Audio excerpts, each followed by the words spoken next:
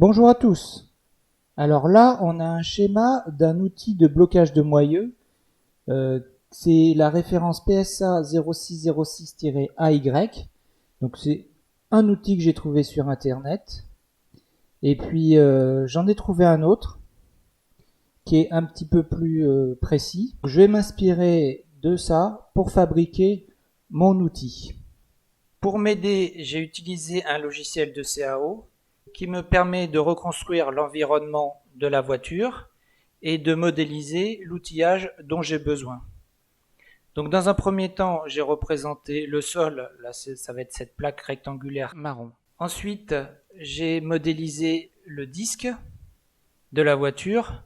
Donc il est situé à une hauteur de 350 mm, ce qui représente la voiture lorsqu'elle est mise sous chandelle. Alors le disque, donc il est aux bonnes dimensions, avec les 5 trous taraudés, là c'est pour la fixation des roues. Donc je vais utiliser 2 trous pour pouvoir mettre l'outillage, fixer l'outillage. Donc le moyeu ici. J'ai également représenté l'écrou donc à dévisser. Et puis surtout la collerette là, qui va être très proche de l'outillage. Voilà. J'ai aussi représenté la douille de 35 qui est ici. Voilà. Ensuite, donc il y a le disque, mais il y a également le support de plaquettes qui est très proche. Voilà. Donc l'outillage, il va être ici. Il va passer entre la collerette du disque et puis le support de plaquette. Donc pour l'outillage, déjà il est composé en 2 parties. Une première partie qui va être une cornière de 40, donc ça c'est ce que j'avais chez moi. Cornière de 50 mm, recoupée à 50 mm, à 500 mm, pardon, 50 cm. Donc 2 trous, un pour venir se fixer sur ce trou là du disque. Donc j'ai fait un trou de diamètre, donc c'est du M12, donc c'est du 14, j'ai fait un trou de 14 pour laisser un petit peu de jeu. Et puis là ça va être le pivot pour l'autre bras qui va venir ici. Je vais tout de suite le montrer. Voilà. Donc là c'est du M10 là que je vais mettre, donc j'ai fait un trou de 11, diamètre 11. Voilà, de toute façon je me remettrai le plan, parce que j'ai fait un plan derrière associé. On verra lorsque je vais débiter les profilés, je vais faire les découpes, il y aura sur le côté le plan avec les cotes. Donc voilà. Ensuite, je vais rajouter les vis. Donc ça, ici, c'est juste pour faire la rotation. Et puis ici, donc ça va être la fixation en M12. Ici et ici. Donc on voit que c'est assez juste, mais ça devrait passer. Donc lorsqu'on va tourner la roue pour desserrer l'écrou là, on va tourner dans ce sens-là. Donc le disque il va avoir tendance à tourner comme ça, mais avec la barre, donc ça va se coincer au sol ici là. Tout d'abord, j'ai cherché dans ma réserve de la matière qui pourrait convenir. Donc là, j'ai une cornière que j'ai trouvée qui devrait aller. Bon, même s'il y a quelques trous, je pense que pour la fonction, en plus c'est quelque chose, un outil que je vais pas utiliser non plus tous les jours, donc ça devrait aller. Donc il faut que je découpe 2 bras dans ce morceau, une première longueur de 500 mm et puis le second bras de 250 mm.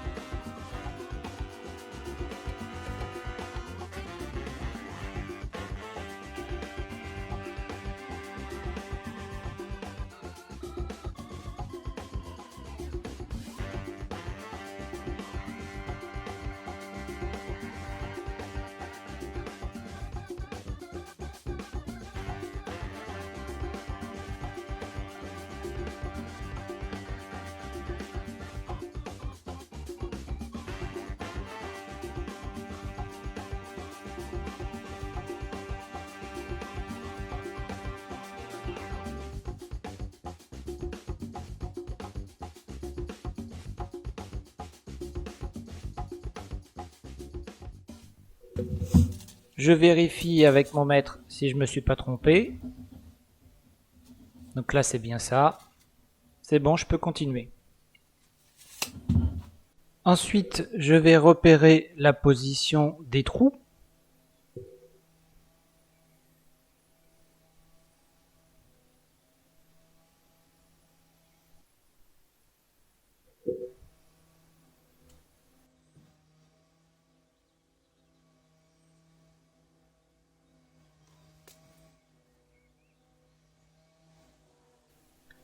Je marque la position. Et ensuite, il reste plus qu'à faire les trous.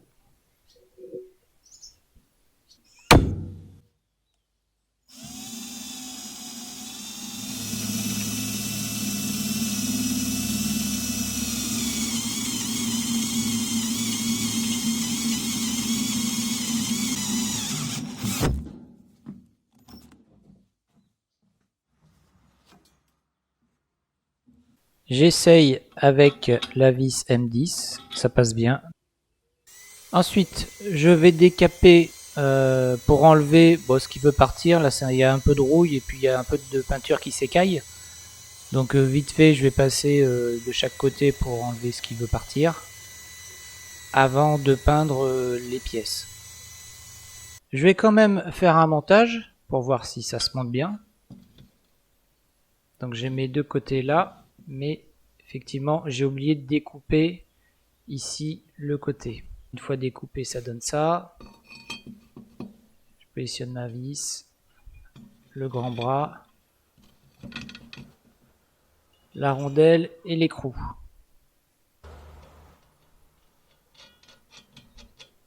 Donc en fait, il va pas falloir trop serrer l'écrou, parce que sinon ça va bloquer les bras. En fait, la vis, ça sert de rotation, d'axe de rotation. Alors ce que je ferais peut-être, c'est que je mettrais un contre-écrou. Bon, ça marche bien. Maintenant, je prépare les pièces pour la peinture. Accroché comme ça en l'air avec une ficelle.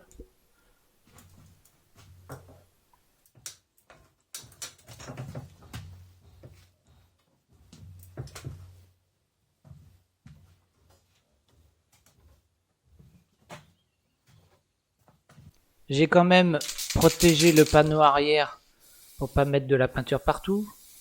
Bon, j'ai décidé de pas mettre d'après parce que c'est un outil que je vais pas utiliser beaucoup. Il sera stocké dans mon garage avec mes autres outils. Je vais passer 2 couches.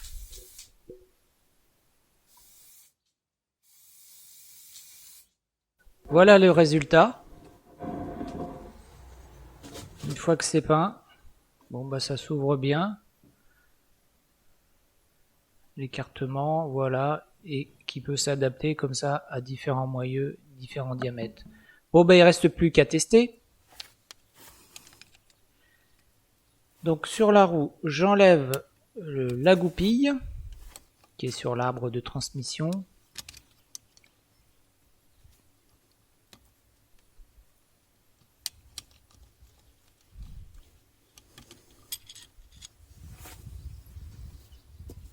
Puis je dégage l'anneau d'arrêt.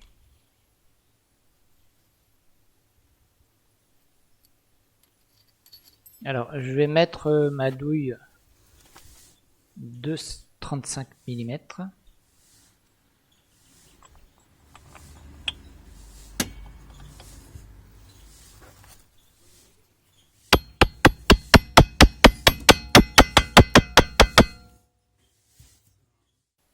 Maintenant, je place l'outil. Donc, le premier bras sur le premier trou du moyeu et donc je mets la vis. Donc j'ai repris les vis de roue. Ce qu'il faut savoir, c'est donc du M12, mais c'est du pas de 1,5, donc c'est du pas fin. Donc c'est assez difficile de trouver dans le commerce. on trouve plus facilement en M12 un pas de 1,75. Donc attention à ne pas foirer vos taraudages.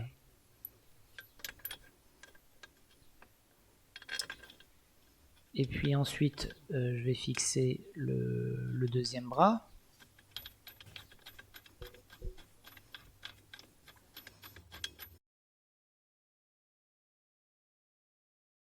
Voilà ce que ça donne. Par terre, donc comme je suis sur de la terre, j'ai mis une planche plus une plaque métallique pour pas déformer la planche. Bon, ce qui est très important aussi, c'est d'avoir une poignée qui est très solide. Donc une poignée, une marque. Moi j'ai pris du Facom. Parce que sinon, on va prendre. Moi je prends une barre de 1,50 m, on va appliquer un couple qui est très important. Donc si vous prenez pas une clé de marque, vous allez la casser. Ça va donner ça.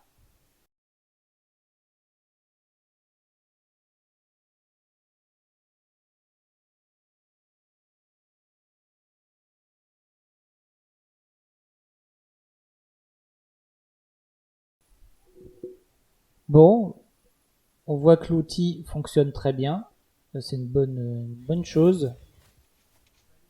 Ça permet d'éviter de mettre des tournevis pour bloquer le disque et au risque d'avoir un tournevis de tordu ou pire, les vis qui fixent le disque sur le moyeu se sectionner. Donc maintenant, je vais essayer le serrage.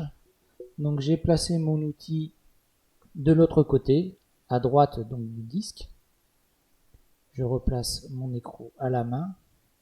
Et puis ensuite, même opération, la douille et puis la poignée. Alors, normalement, il faut appliquer un couple de serrage sur l'écrou de transmission de 34,5 Nm. Bon. Alors moi, je n'ai pas de clé dynamométrique qui va aussi fort dans ces valeurs. Donc, je vais faire avec ma grande barre de 1,50 m. Voilà, j'espère que cette vidéo vous a plu. À bientôt pour de nouvelles vidéos.